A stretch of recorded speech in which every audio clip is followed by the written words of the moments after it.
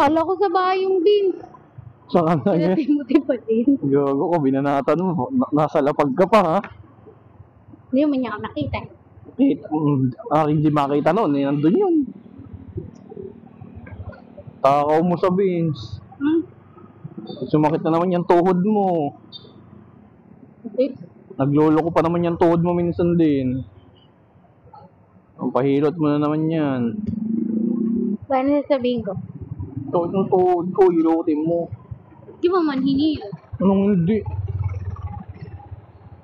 Hindi ka po nakakawa sa akin. Sige nga, gaya mo. Ayoko nga. Ayun, sayang.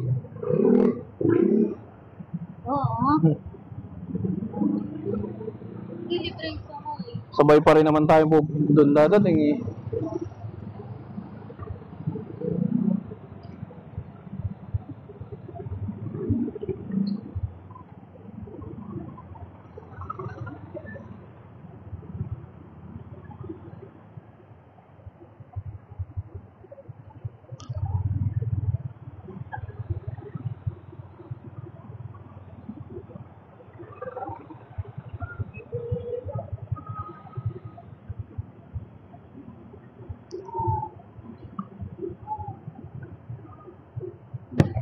Gago, kinakamot ko. Mga tigulo, kinakamot ko yun.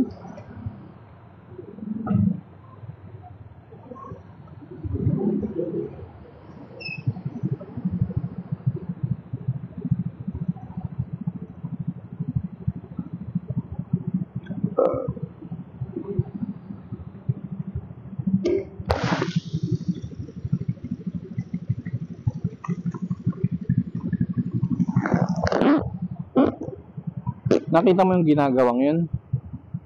Yun yung pinuntahan natin nung bibili tayo ng ano eh, langgunisa. Nang? Langgunisa. Oo. Doon pala yung sa kabila. Diyan ang street.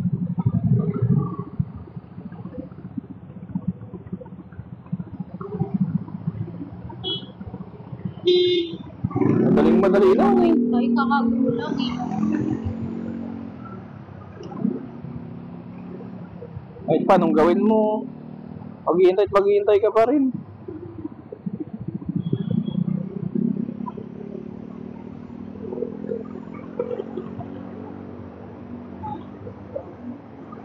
Puro ang siunod. Ha? Hala?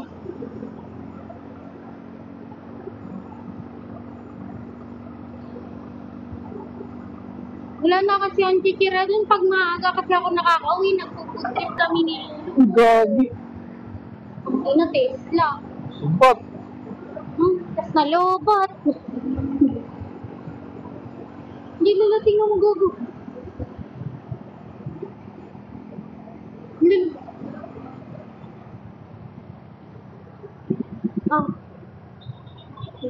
Pagkakain na lang kayo, wala akong tayong ginagawa.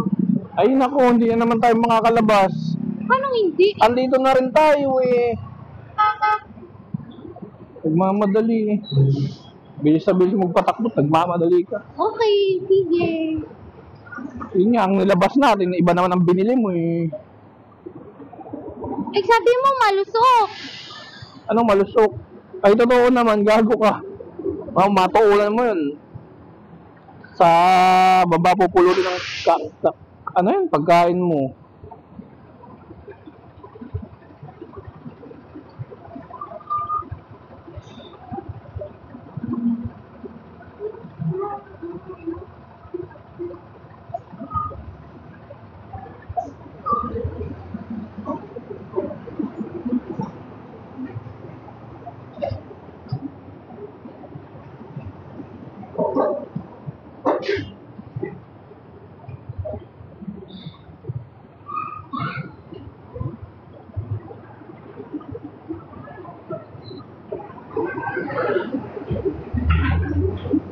Oh.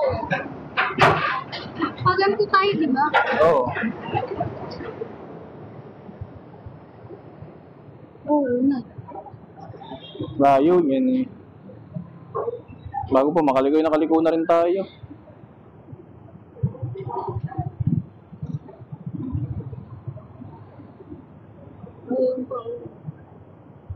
Damot naman na rin.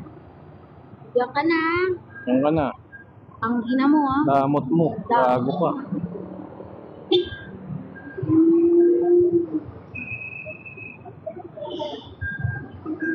Bibili ko sana yung crackers kaso banana